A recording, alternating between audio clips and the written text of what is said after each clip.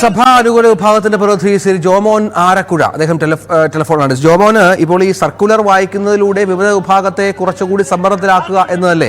കാരണം വിവാഹം പോലും മുടങ്ങത്തക്ക വിധത്തിലുള്ള തീരുമാനത്തിലേക്ക് കാര്യങ്ങൾ എത്തുന്നു എന്നുള്ളത് ഈ സഭാ പ്രശ്നങ്ങൾ സങ്കീർണമാക്കുകയല്ലേ ഉള്ളൂ? ഓക്കെ, എനിക്ക് സംസാരിക്കാമോ? തീർച്ചയായിട്ടും. ഓക്കെ, ഇത് ഒരിക്കലും വിശ്വാസികളെയോ സഭയെയോ പ്രതിസന്ധിയിലാക്കുന്ന ഒരു കാര്യമല്ല. അതിന് നമ്മൾ വിലയിരുത്തേണ്ടത് എങ്ങനെയാണ് എന്ന് വിചാരിച്ചാൽ, ഇതേ പ്രതിസന്ധി അങ്ങനെയാണെങ്കിൽ സീറോ മലബാർ സഭയിലെ ബാക്കി 34 രൂപതകളിൽ ഉണ്ടാവണം. അവിടെയുള്ള ആളുകൾക്ക് പ്രതിസന്ധിയില്ല. എറണാകുളത്തെ വിമത വൈദികർ, ഈ 350 വൈദികർ നയിക്കുന്ന പള്ളികളിൽ മാത്രമാണ് ഈ പ്രതിസന്ധി ഉണ്ടാകുന്നത്. അപ്പോ മറ്റിടങ്ങളിൽ ഇല്ലാത്തൊരു പ്രതിസന്ധി ഇവിടെ ഉണ്ടാകുന്നുണ്ട് എങ്കിൽ അതിന്റെ കാരണക്കാരാണ്? സീറോ മലബാർ സഭയിലെ 10,000-ൽ പരം വൈദികരുണ്ട്. അതിൽ 350 പേർ മാത്രമാണ് എറണാകുളത്തുള്ളവര്. അപ്പൊ സീറോ മലബാർ സഭയിൽ 60 ലക്ഷം വിശ്വാസികളുണ്ട്. അതിൽ 6 ലക്ഷം വിശ്വാസികളാണ് എറണാകുളത്തുള്ളവര്. ബാക്കി 54 ലക്ഷം വിശ്വാസികളും എറണാകുളം അങ്കമാലി അതിരൂപതയ്ക്ക് പുറമേ ഉള്ളവർക്ക് അവർക്കൊന്നും ഈ പ്രതിസന്ധി ഇതുവരെ ഉണ്ടായിട്ടില്ല. അവരുടെ വിവാഹങ്ങൾക്ക് പ്രശ്നമില്ല, അവരുടെ മാമോദീസയ്ക്ക് പ്രശ്നമില്ല, അവിടെ ഒരാൾ മരിച്ചാൽ അവിടെ ചടങ്ങിന് പ്രശ്നമില്ല. ഒരു കൗതാശികമായ ഒരു അവകാശങ്ങൾക്കും മറ്റിടങ്ങളിൽ പ്രതിസന്ധി രൂപപ്പെടുന്നില്ല. അതേ സ്ഥാനത്താണ് എറണാകുളം അങ്കമാലി അതിരൂപതയിൽ പ്രതിസന്ധി ഉണ്ടാകുന്നത്. അതിന്റെ കാരണക്കാരാണ്? വിശ്വാസികളല്ല. അല്ല, അവരും അവരുടെ ഒരു വിശ്വാസത്തിൽ അവർ നിലനിൽക്കാൻ ആഗ്രഹിക്കുന്നു. അവർ ആ തരത്തിൽ മുന്നോട്ട് പോകാൻ ആഗ്രഹിക്കുന്നു. അതിനെ ഒരു സംഘർഷത്തിന്റെ തലത്തിലേക്ക് എത്തിക്കുക എന്നുള്ളതും അവരോട് ആ തരത്തിൽ സഭാവിശ്വാസികൾ തന്നെയാണല്ലോ. അവരോട് കൂടുതൽ ഇത്തരം സർക്കുലർ ഇറക്കുന്നു. ഒപ്പം അതിന് പറയുന്നു ഇതിന് ഇവരുടെ പരികർമ്മം ചെയ്യുന്ന ഈ സഭ വിലക്കുന്ന വൈദികർ പരികർമ്മം ചെയ്യുന്ന വിവാഹങ്ങൾ അസാധുവായിരിക്കുമെന്ന് ഭീഷണിയുടെ സ്വരത്തിൽ അവരോട് പറയുന്നു എന്നൊക്കെയാണ് അവരുടെ ഒരു പരാതി. അല്ല, അത് നമുക്ക് പരാതി ആർക്കും ഉന്നയിക്കാലോ. ഇപ്പൊ ഇന്ത്യ എന്ന മഹാരാജ്യത്ത് 100 കോടിക്കണക്കിന് ആളുകളുണ്ട്. അപ്പൊ 100 കോടിക്കണക്കിന് ആളുകൾക്ക് പാർലമെന്റിൽ പാസ്സാക്കുന്ന ഏതെങ്കിലും ഒരു കാര്യങ്ങൾക്ക് 100 കോടി ആളുകളിൽ ഏതെങ്കിലും 10-20 ആളുകൾക്ക് അതിനകത്ത് പരാതി ഉണ്ട് എന്ന് പറഞ്ഞാൽ പാർലമെന്റ് ആ നിയമം പിൻവലിക്കണമെന്നാണ് പറഞ്ഞു വരുന്നത്.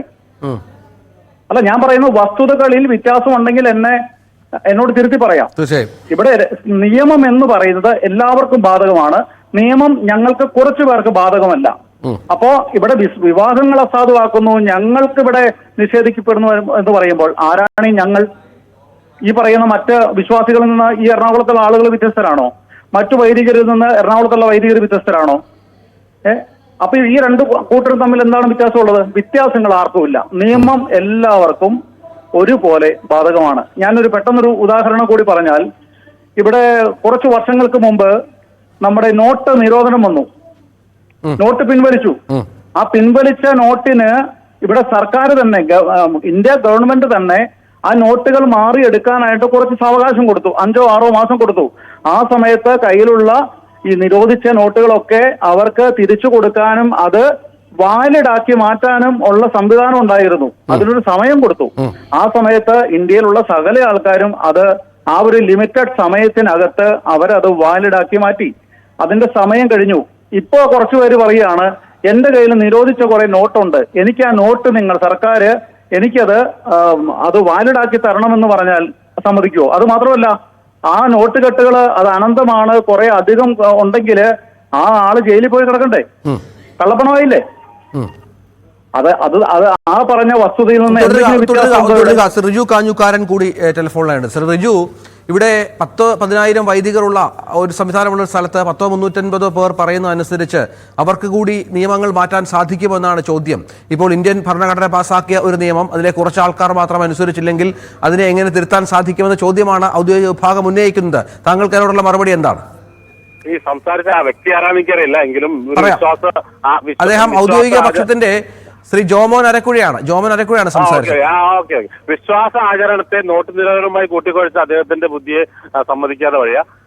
എങ്കിലും ഞാൻ പറയുകയാണ്, എറണാകുളം അതിരൂപത കഴിഞ്ഞ 50 വർഷമായി തുടരുന്ന വിശ്വാസം അല്ലെങ്കിൽ ആചരണങ്ങൾ, കുർബാനകൾ, അത് ഒരു സുപ്രഭാതത്തിൽ അത് പറ്റില്ല, മറ്റൊരു രീതിയിലേക്ക് മാറ്റണമെന്ന് പറഞ്ഞപ്പോൾ അതിനെതിരെ എന്തുകൊണ്ട് അത് അംഗീകരിക്കുന്നില്ല, എന്തുകൊണ്ട് അത് അനുവദിക്കുന്നില്ല എന്ന് കൃത്യമായി തന്നെ ഞങ്ങൾ സഭാ നേതൃത്വത്തെയും സിനഡിനെയും പലവട്ടം ഞങ്ങൾ അറിയിച്ചു കഴിഞ്ഞതാണ്. എറണാകുളം അതിരൂപത ഫോളോ ചെയ്യുന്ന കുർബാന, അല്ലെങ്കിൽ ഇവിടത്തെ കുർബാന ക്രമം അത് സീറോ മലബാർ സഭയുടെ ഔദ്യോഗിക തക്സ തന്നെയാണ് എന്ന് മേജർ ആർച്ച് ബിഷപ്പ് തന്നെയാണ് കഴിഞ്ഞ ആഴ്ച വത്തിക്കാനിൽ വെച്ച് വത്തിക്കാൻ ന്യൂസിൽ നൽകിയ അഭിമുഖത്തിൽ പറഞ്ഞിട്ടുള്ളത്. ഇവിടെ റൂബ്രിക്സ് സംബന്ധമായി തിരഞ്ഞെടുക്കുന്നതുമായി ബന്ധപ്പെട്ട് ചില തർക്കങ്ങളുണ്ട്. അത് ഞങ്ങൾ ചർച്ചയിലൂടെ പരിഹരിക്കുമെന്നും അവിടെ വെച്ച് അദ്ദേഹം പറയുകയുണ്ടായി. പക്ഷെ ഇന്നേ വരെ ഒരു ചർച്ചയും ഇവിടെ നടന്നതായി എന്റെ അറിവിലില്ല. ഒഫീഷ്യലായിട്ട് ഒരു ചർച്ചയും ഇവിടുത്തെ വൈദികരുമായ വിശ്വാസികളോ യോഗം നടത്തിയിട്ടില്ല. ഒന്ന്. മറ്റൊന്ന്, എറണാകുളം അതിരൂപതയിൽ നടക്കുന്ന തക്സ അത് സീറോ മലബാർ സഭയുടെ തക്സ, മാർപ്പാപ്പ അംഗീകരിച്ച തക്സ തിരിച്ചു വന്നതിന് ശേഷം ആ തക്സ തന്നെയാണ് എറണാകുളം അതിരൂപതയിൽ എല്ലാ പള്ളികളിലും നടക്കുന്ന കുർബാനയിൽ അർപ്പിക്കുന്നത്. പക്ഷേ ആ കുർബാന ടെക്സ്റ്റ് ഇവിടെ വന്നതിന് ശേഷം അതിന്റെ 7ാമത്തെ പൊതുനിർദ്ദേശമായി വൈദികന്റെ ശരീരഭാഷ അങ്ങോട്ട് ചെയ്യണം ഇങ്ങോട്ട് ചെയ്യണം എന്നുള്ള ഭാഗം ഒരു മെത്രാൻ ആവശ്യപ്പെട്ടതനുസരിച്ച് സിനഡിൽ വെച്ച് കൂട്ടിച്ചേർത്തതാണ് എന്ന് സിനഡിന്റെ ഔദ്യോഗിക രേഖകൾ തന്നെ പറയുന്നു. ആ കൂട്ടിച്ചേർക്കലിനെയാണ് ഞങ്ങൾ അംഗീകരിക്കാത്തത്. അതിപ്പോഴും ഞങ്ങൾ അംഗീകരിക്കുന്നില്ല. ആ കൂട്ടിച്ചേർക്കൽ വത്തിക്കാന്റെ അനുമതി കൂട്ടിച്ചേർത്തതിന് ശേഷം വീണ്ടും തക്സ വത്തിക്കാനിൽ സമർപ്പിച്ച് അംഗീകാരം വാങ്ങണമായിരുന്നു. അത് വാങ്ങിയിട്ടില്ല. ഞങ്ങൾ പല വേദികളിലും അപ്പസ്തോലിക് അഡ്മിനിസ്ട്രേറ്ററിനോടും പൊന്തിഫിക്കൽ ഡെലിഗേറ്റിനോടും സിനഡിനോടും ഈ വിഷയം പറഞ്ഞിട്ട് അതിന് ഞങ്ങൾക്ക് കൂടി വ്യക്തമാകുന്ന ഒരു മറുപടി ഇന്നേവരെ ലഭിക്കാത്തിടത്തോളം കാലം എറണാകുളം അതിരൂപതയിൽ ജൂലൈ 2 വരെ അല്ലെങ്കിൽ ജൂലൈ 3 വരെ കഴിഞ്ഞ 50 വർഷമായി നടക്കുന്ന കുദാശകളും കുർബാനകളും ആചരണങ്ങളും വാലിഡ് ആണ് എങ്കിൽ അതേ വൈദികർ തന്നെ അർപ്പിക്കുന്ന കുദാശകളും കുർബാനകളും ജൂലൈ 4 കഴിഞ്ഞാലും ഞങ്ങൾ വിശ്വാസികൾക്ക് വാലിഡാണ്. ഞങ്ങളുടെ കുർബാനക്രമം ഈ കുർബാനക്രമത്തിൽ പോയാൽ ഞങ്ങൾ സഭയ്ക്ക് പുറത്താണ് എന്ന് ഇവർ പറയുന്നു. ഞങ്ങളുടെ വൈദികരും വിശ്വാസികളും പുറത്താണ് എന്ന് പറയുന്നു. പിന്നെ നിങ്ങൾ എന്താണ് ടെൻഷൻ അടിക്കുന്നത്? എറണാകുളം അതിരൂപതയിലെ വിശ്വാസികളും വൈദികരും ജൂലൈ 3 കഴിഞ്ഞാൽ ഈ സഭയ്ക്ക് പുറത്താണ്. അതിനകത്ത് ഈ സർക്കുലർ പറഞ്ഞ കാര്യം താങ്കൾ മനസ്സിലാക്കുന്നതായിരുന്നു. കാരണം അവരുടെ വിവാഹം പോലും അസാധുവായിരിക്കും. യുവതാമെത്രാന്റെ അംഗീകാരമില്ലാത്ത വൈദികർക്ക് ഇടവകളുടെ സ്ഥാപനങ്ങളുടെ ഭരണനിർവഹണം നടത്താനോ അധികാരമില്ല. അത് തന്നെയാണ് ഞാൻ പറഞ്ഞത്. ജൂലൈ 3 കഴിഞ്ഞാൽ ഞങ്ങളുടെ വൈദികരും വിശ്വാസികളും എറണാകുളം രൂപതയും സഭയ്ക്ക് പുറത്താണ് എന്ന് പറഞ്ഞാൽ പിന്നെ സീറോ മലബാർ സഭ ഞങ്ങളുടെ കാര്യത്തിൽ ടെൻഷൻ അടിക്കേണ്ട ആവശ്യമില്ലല്ലോ. ടെൻഷൻ അടിക്കുന്ന അതല്ല. ഇവരുടെ ലക്ഷ്യം കുർബാനയല്ല, എറണാകുളം അതിരൂപതയുടെ ഭൂസ്വത്തുക്കളും പള്ളികളും ഹോസ്പിറ്റലുകളും ഞങ്ങളുടെ സ്ഥാപനങ്ങളുമാണ് എങ്കിൽ ഇവർ പിന്നെയും ഇവിടെ ഇടപെടും.